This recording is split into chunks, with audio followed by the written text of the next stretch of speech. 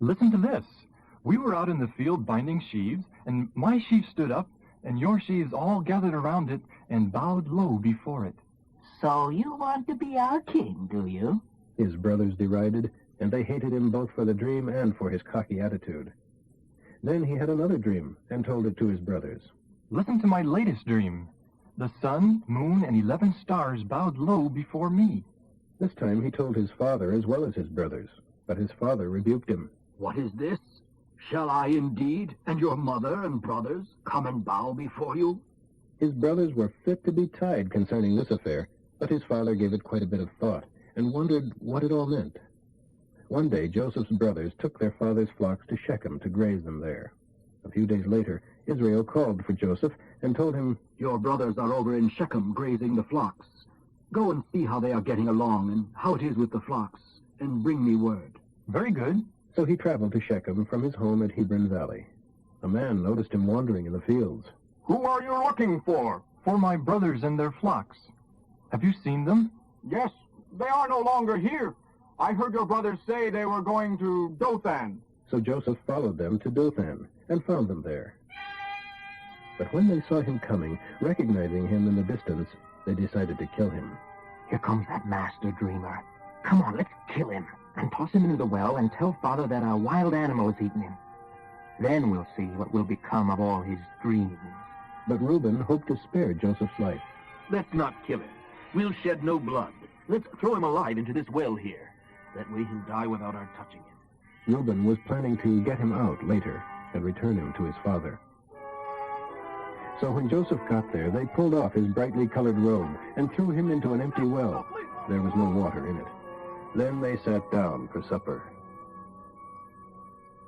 Suddenly they noticed a string of camels coming towards them in the distance, probably Ishmaelite traders who were taking gum, spices, and herbs from Gilead to Egypt. Look there. Judah said to the others, Here come some Ishmaelites. Let's sell Joseph to them. Why kill him and have a guilty conscience? Let's not be responsible for his death, for after all, he is our brother. And his brothers agreed. So when the traders came by, his brothers pulled Joseph out of the well and sold him to them for 20 pieces of silver, and they took him along to Egypt. Sometime later, Reuben, who was away when the traders came by, returned to get Joseph out of the well. When Joseph wasn't there, he ripped at his clothes in anguish and frustration. The child is gone, and where shall I go now? Then the brothers killed a goat and spattered its blood on Joseph's coat and took the coat to their father and asked him to identify it. We found this in the field. Is it Joseph's coat or not? Their father recognized it at once. Yes, it is my son's coat. A wild animal has eaten him. Joseph is without doubt torn in pieces. Then Israel tore his garments and put on sackcloth and mourned for his son in deepest mourning for many weeks. His family all tried to comfort him, but it was no use. I will die in mourning for my son, he would say, and then break down and cry. Meanwhile, in Egypt, the traders sold Joseph to Potiphar, an officer of the Pharaoh, the king of Egypt. Potiphar was captain of the palace guard, the chief executioner.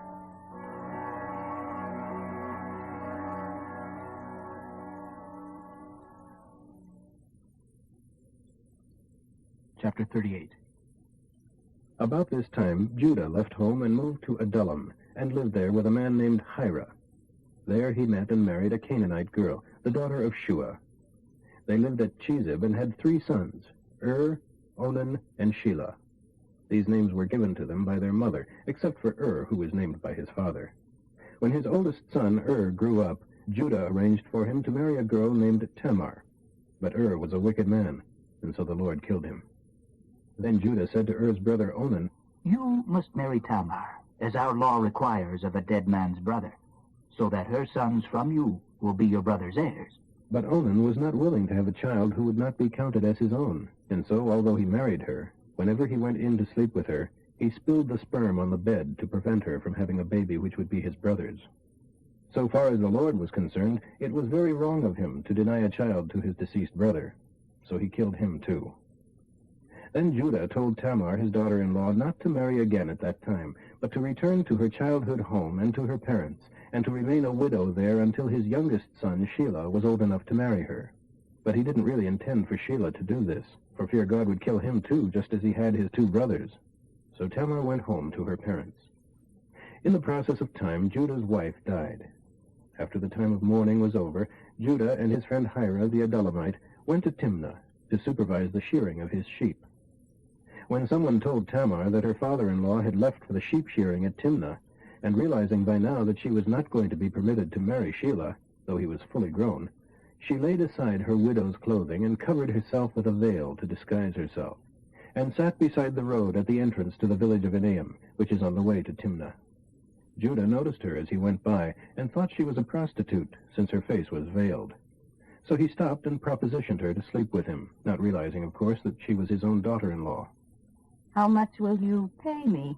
I'll send you a young goat from my flock. What pledge will you give me so that I can be sure you will send it? Well, what do you want? Your identification seal and your walking stick. So he gave them to her, and she let him come and sleep with her, and she became pregnant as a result. Afterwards, she resumed wearing her widow's clothing as usual. Judah asked his friend Hira the Adullamite to take the young goat back to her and to pick up the pledges he had given her. But Hira couldn't find her, so he asked around of the men of the city. Where does the prostitute live who was soliciting out beside the road at the entrance of the village? But we've never had a public prostitute here. So he returned to Judah and told him he couldn't find her anywhere, and what the men of the place had told him. Then let her keep them. We tried our best. We'd be the laughingstock of the town to go back again. About 3 months later, word reached Judah that Tamar, his daughter-in-law, was pregnant, obviously as a result of prostitution. Bring her out and burn her. But as they were taking her out to kill her, she sent this message to her father-in-law. The man who owns this identification seal and walking stick is the father of my child. Do you recognize them? Judah admitted that they were his, and said, She is more in the right than I am, because I refused to keep my promise to give her to my son Shelah. But he did not marry her. In due season, the time of her delivery arrived, and she had twin sons. As they were being born, the midwife tied a scarlet thread around the wrist of the child who appeared first, but he drew back his hand, and the other baby was actually the first to be born. Where did you come from? She exclaimed, and ever after he was called Perez, meaning bursting out. Then soon afterwards, the baby with the scarlet thread on his wrist was born, and he was named Zerah. Chapter 39.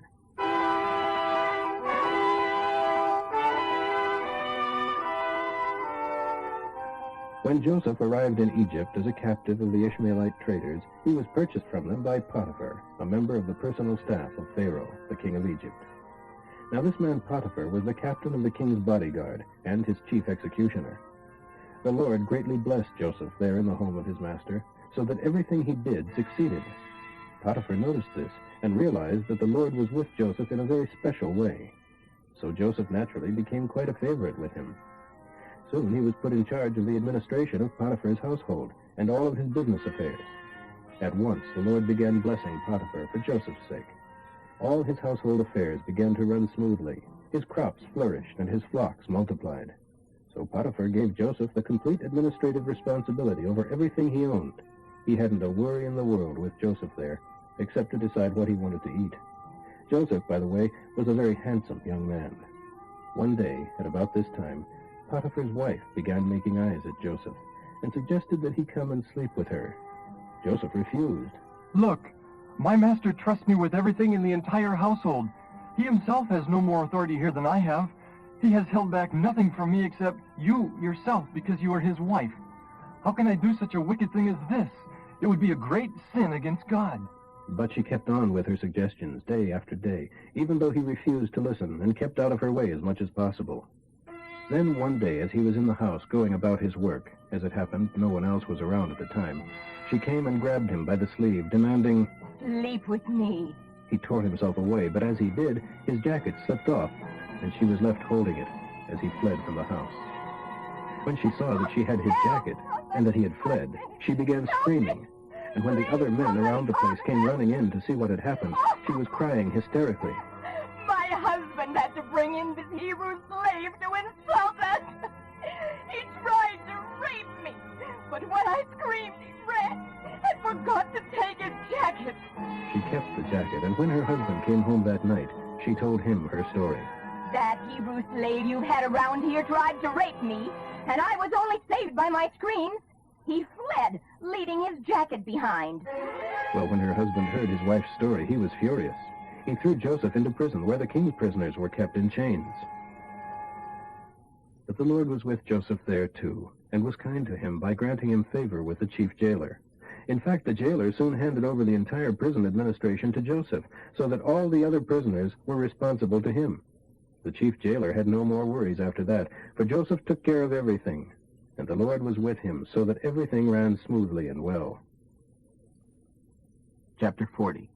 Sometime later, it so happened that the king of Egypt became angry with his chief baker and his wine taster, so he jailed them both in the prison where Joseph was, in the castle of Potiphar, the captain of the guard, who was the chief executioner. They remained under arrest there for quite some time, and Potiphar assigned Joseph to wait on them. One night, each of them had a dream. The next morning, Joseph noticed that they looked dejected and sad. What in the world is the matter? We both had dreams last night. But there is no one here to tell us what they mean. Interpreting dreams is God's business. Tell me what you saw. The wine taster told his dream first. In my dream, I saw a vine with 3 branches that began to bud and blossom. And soon there were clusters of ripe grapes. I was holding Pharaoh's wine cup in my hand, so I took the grapes and squeezed the juice into it and gave it to him to drink. I know what the dream means. The 3 branches mean 3 days. Within 3 days, Pharaoh is going to take you out of prison and give you back your job as his wine taster. And please have some pity on me when you are back in his favor, and mention me to Pharaoh, and ask him to let me out of here. For I was kidnapped from my homeland among the Hebrews, and now this. Here I am in jail, when I did nothing to deserve it. When the chief baker saw that the first dream had such a good meaning, he told his dream to Joseph, too. In my dream, there were 3 baskets of pastries on my head. In the top basket were all kinds of bakery goods for Pharaoh. But the birds came and ate them. The 3 baskets mean 3 days. 3 days from now, Pharaoh will take off your head and impale your body on a pole, and the birds will come and pick off your flesh. Pharaoh's birthday came 3 days later, and he held a party for all of his officials and household staff. He sent for his wine taster and chief baker, and they were brought to him from the prison. Then he restored the wine taster to his former position. But he sentenced the chief baker to be impaled, just as Joseph had predicted. Pharaoh's wine taster, however, promptly forgot all about Joseph, never giving him a thought. Chapter 41. One night, 2 years later, Pharaoh dreamed that he was standing on the bank of the Nile River, and suddenly 7 sleek, fat cows came up out of the river and began grazing in the grass. Then 7 other cows came up from the river, but they were very skinny, and all their ribs stood out. They went over and stood beside the fat cows. Then the skinny cows ate the fat ones, at which point Pharaoh woke up. Soon he fell asleep again and had a second dream. This time he saw 7 heads of grain on one stalk, with every kernel well-formed and plump. Then suddenly 7 more heads appeared on the stalk, but these were shriveled and withered by the east wind.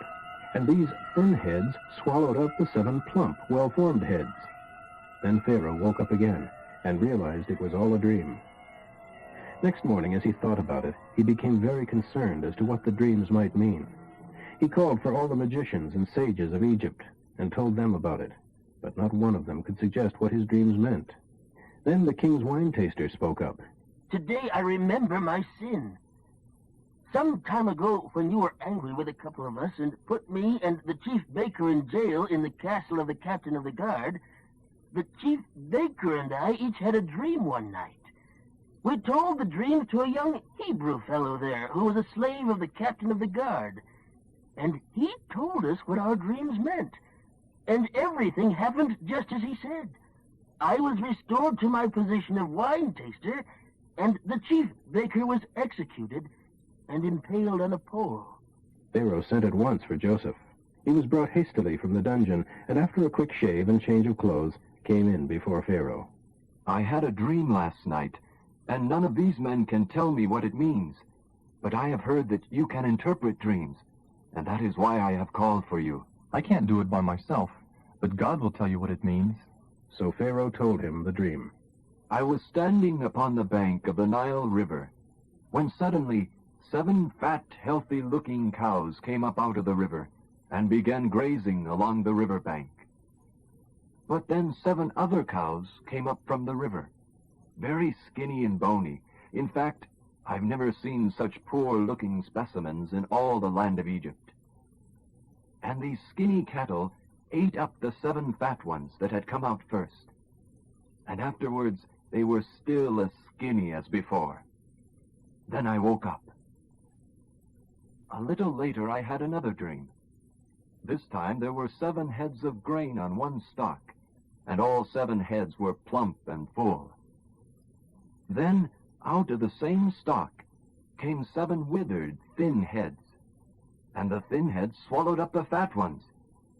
I told all this to my magicians, but not one of them could tell me the meaning.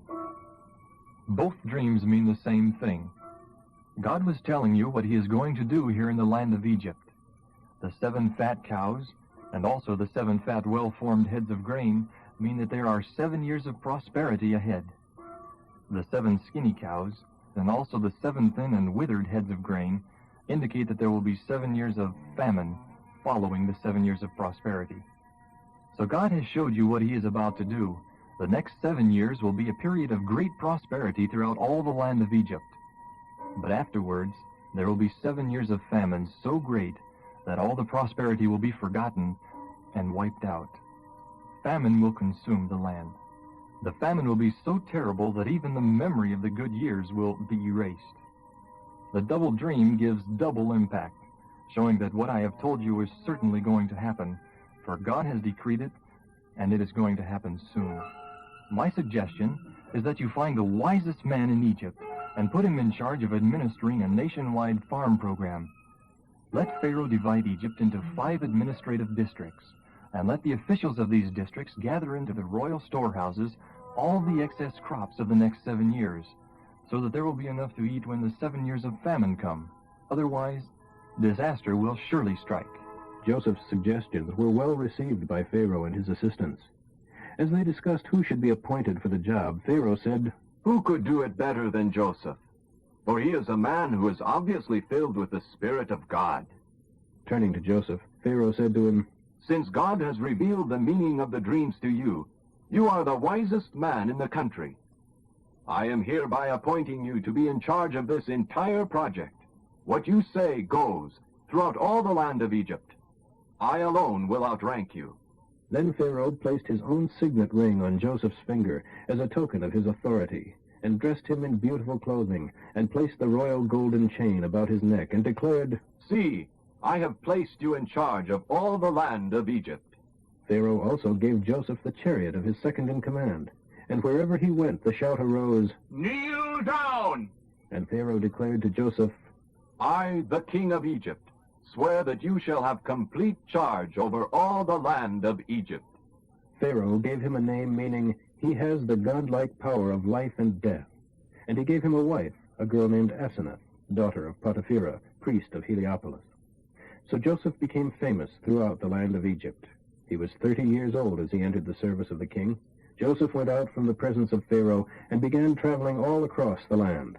And sure enough, for the next 7 years there were bumper crops everywhere.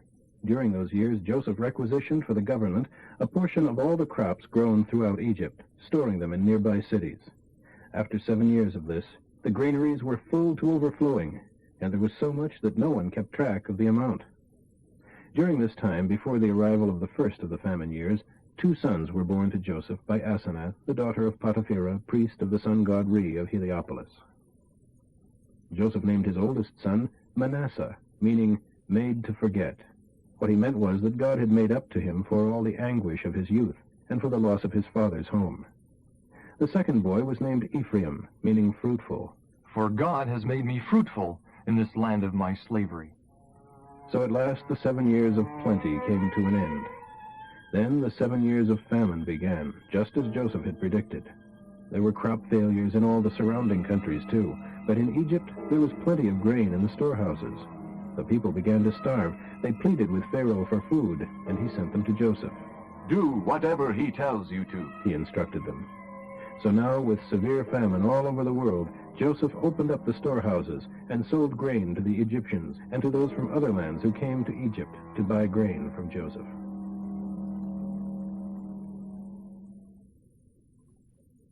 Chapter 42. When Jacob heard that there was grain available in Egypt, he said to his sons, Why are you standing around looking at one another? I have heard that there is grain available in Egypt. Go down and buy some for us before we all starve to death. So Joseph's 10 older brothers went down to Egypt to buy grain. However, Jacob wouldn't let Joseph's younger brother Benjamin go with them, for fear some harm might happen to him, as it had to his brother Joseph. So it was that Israel's sons arrived in Egypt, along with many others from many lands, to buy food, for the famine was as severe in Canaan as it was everywhere else. Since Joseph was governor of all Egypt, and in charge of the sale of the grain, it was to him that his brothers came, and bowed low before him, with their faces to the earth.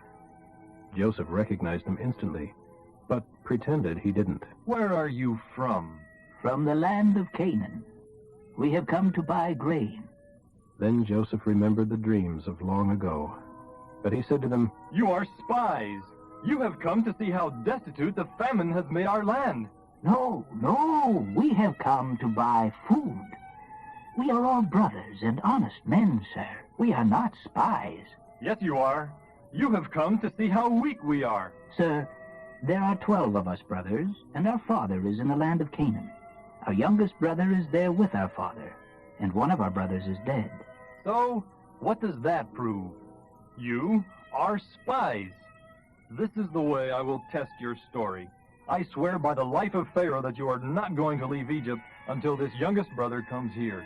One of you go and get your brother. I'll keep the rest of you here bound in prison. Then we'll find out whether your story is true or not. If it turns out that you don't have a younger brother, then I'll know you are spies. So he threw them all into jail for 3 days. The third day Joseph said to them, I am a God-fearing man, and I'm going to give you an opportunity to prove yourselves. I'm going to take a chance that you are honorable. Only one of you shall remain in chains in jail, and the rest of you may go on home with grain for your families.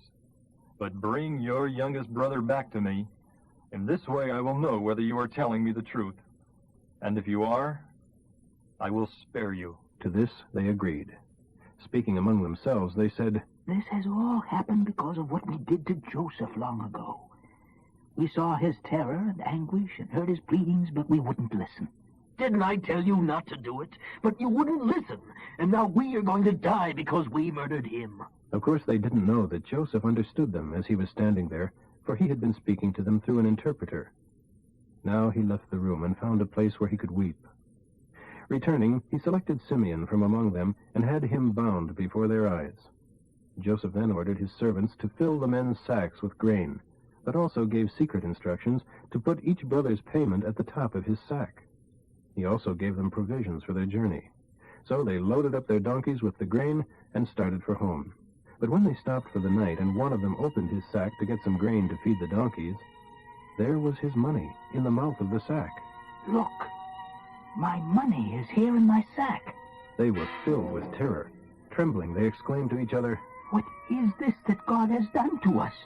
So they came to their father Jacob in the land of Canaan and told him all that had happened. The king's chief assistant spoke very roughly to us and took us for spies. No, we said. We are honest men, not spies. We are 12 brothers, sons of one father. One is dead, and the youngest is with our father in the land of Canaan. Then the man told us, This is the way I will find out if you are what you claim to be. Leave one of your brothers here with me, and take grain for your families, and go on home. But bring your youngest brother back to me. Then I shall know whether you are spies or honest men. If you prove to be what you say, then I will give you back your brother, and you can come as often as you like to purchase grain. As they emptied out the sacks, there at the top of each was the money paid for the grain. Terror gripped them, as it did their father.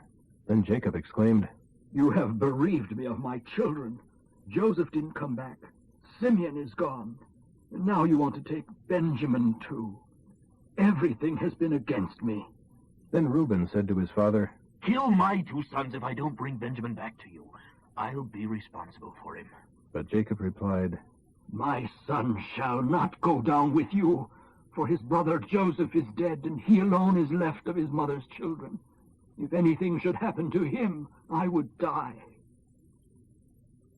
Chapter 43.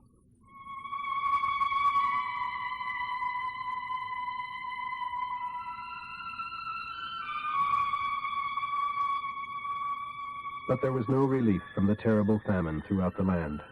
When the grain they had brought from Egypt was almost gone, their father said to them, Go again and buy us a little food. But Judah told him, The man wasn't fooling one bit when he said, Don't ever come back again unless your brother is with you. We cannot go unless you let Benjamin go with us. Why did you ever tell him you had another brother?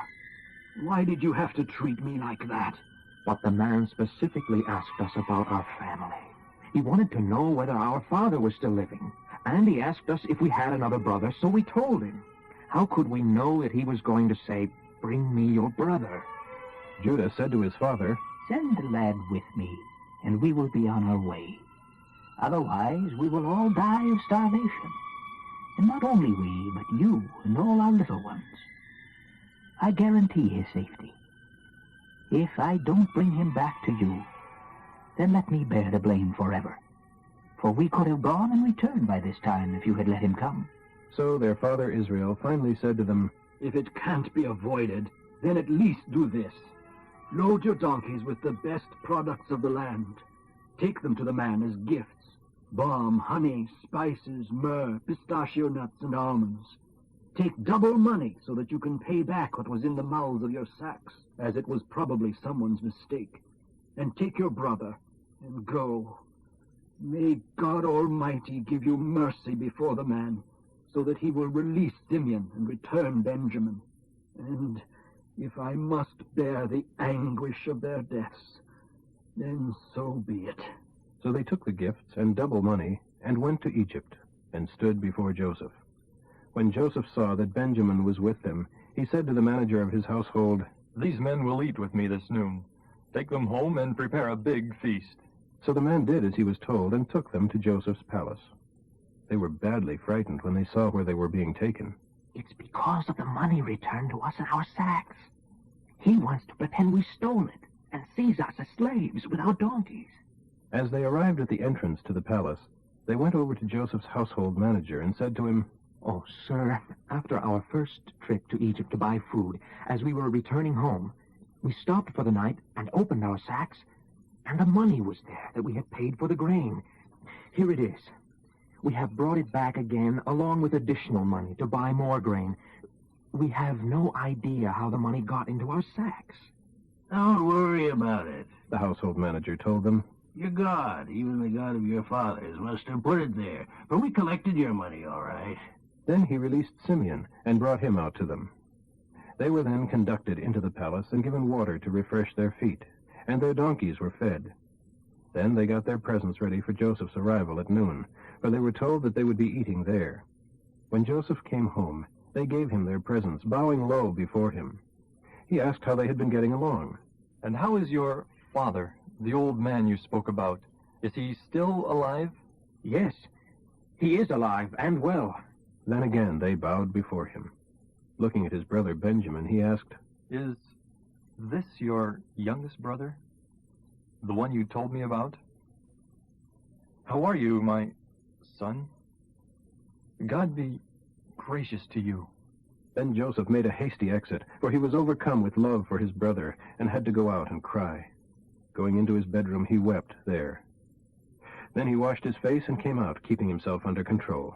Let's eat. Joseph ate by himself. His brothers were served at a separate table, and the Egyptians at still another, for Egyptians despise Hebrews and never eat with them. He told each of them where to sit, and seated them in the order of their ages, from oldest to youngest, much to their amazement. Their food was served to them from his own table. He gave the largest serving to Benjamin, 5 times as much as to any of the others. They had a wonderful time bantering back and forth, and the wine flowed freely.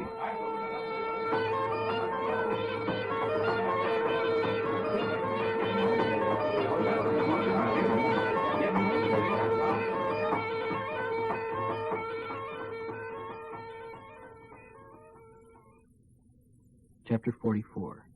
When his brothers were ready to leave, Joseph ordered his household manager to fill each of their sacks with as much grain as they could carry, and to put into the mouth of each man's sack the money he had paid. He was also told to put Joseph's own silver cup at the top of Benjamin's sack, along with the grain money. So the household manager did as he was told. The brothers were up at dawn and on their way with their loaded donkeys. But when they were barely out of the city, Joseph said to his household manager, "Chase after them and stop them and ask them why they are acting like this when their benefactor has been so kind to them. Ask them, what do you mean by stealing my lord's personal silver drinking cup which he uses for fortune-telling? What a wicked thing you have done." So he caught up with them and spoke to them along the lines he had been instructed. What in the world are you talking about? What kind of people do you think we are that you accuse us of such a terrible thing as that? Didn't we bring back the money we found in the mouth of our sacks? Why would we steal silver or gold from your master's house? If you find his cup with any one of us, let that one die, and all the rest of us will be slaves forever to your master. Fair enough, except that only the one who stole it will be a slave, and the rest of you can go free. They quickly took down their sacks from the backs of their donkeys and opened them. He began searching the oldest brother's sack, going on down the line to the youngest. And the cup was found in Benjamin's. They ripped their clothing in despair, loaded the donkeys again, and returned to the city.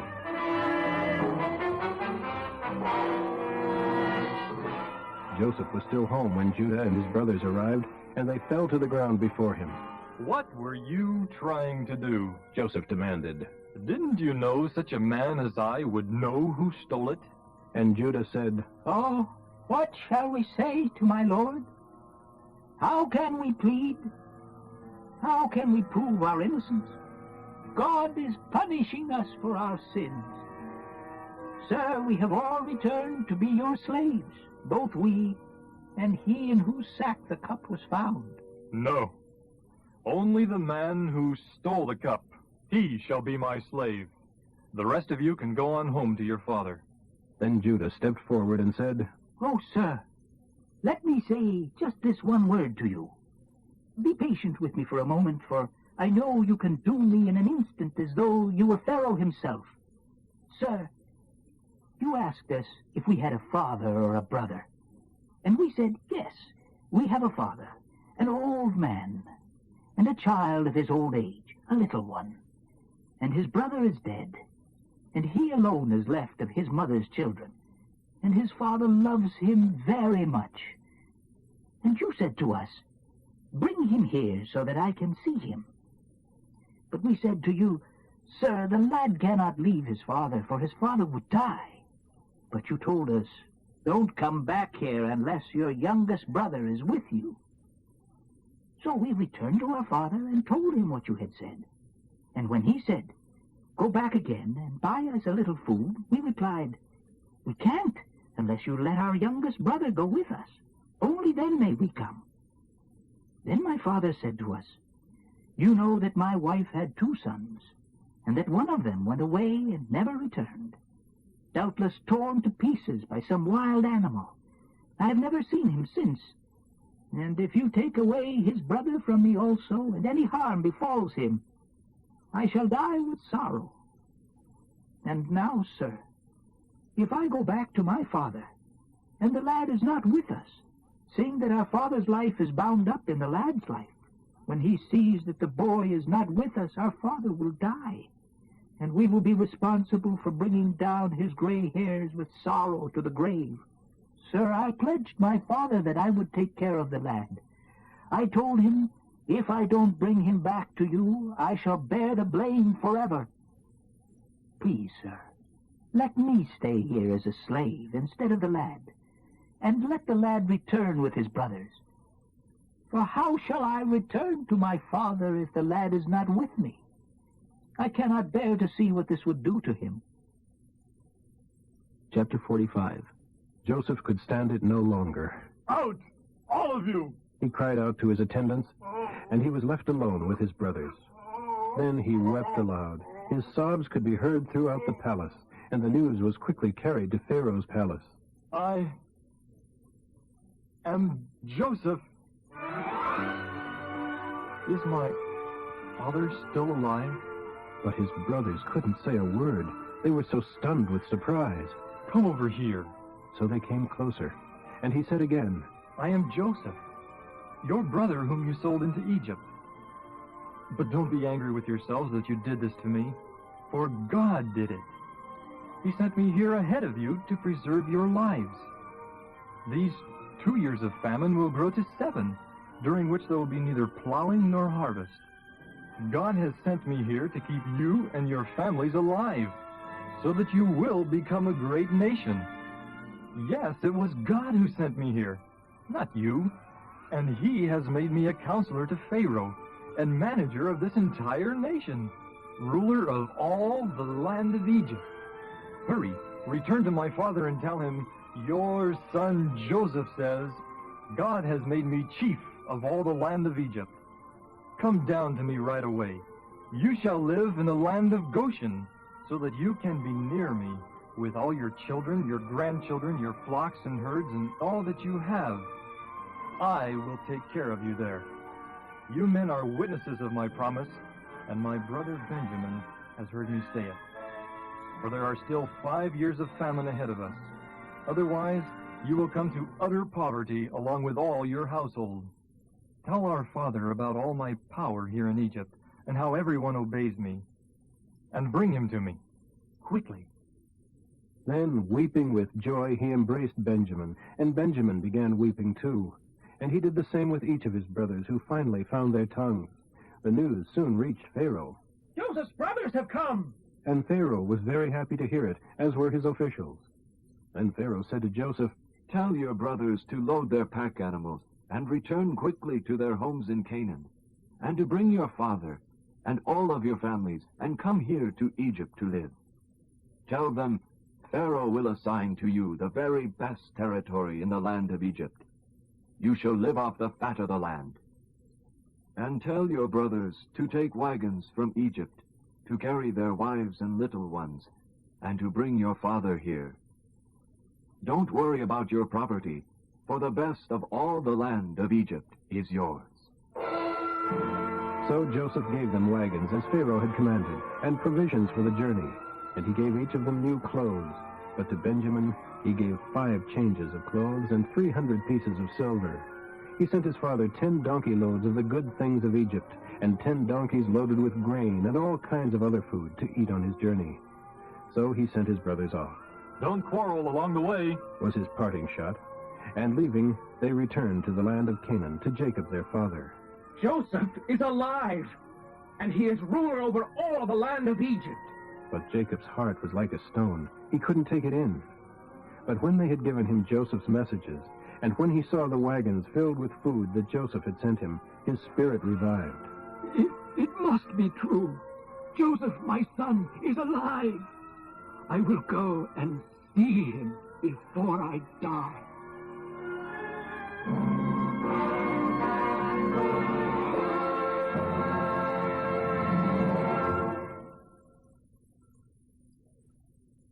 Chapter 46.